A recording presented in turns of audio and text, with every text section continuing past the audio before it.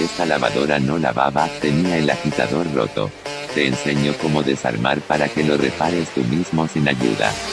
Para sacar el centro del agitador de este modelo, se quita el tapón con un destornillador plano. Mientras se mueven las uñas internas hay que alar hacia arriba para soltar.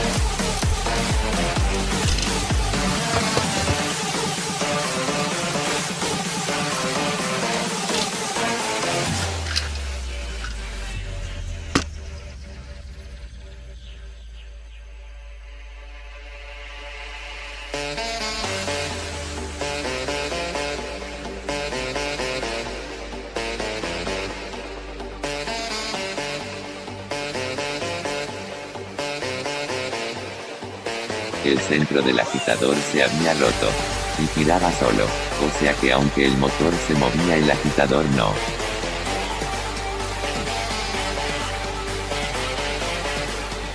Se rellena con pegamento esta área.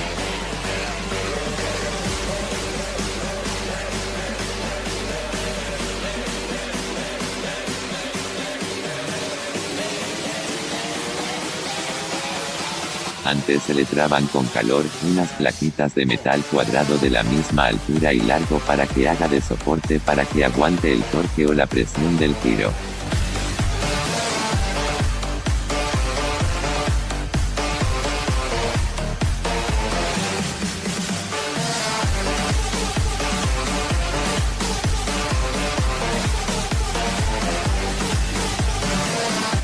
Se va rellenando poco a poco, unas gotas de pegamento rápido, y después se le tira un poquito de bicarbonato.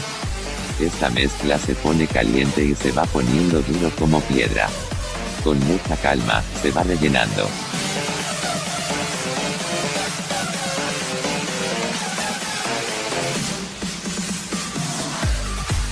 Debes esperar 24 horas a que seque bien.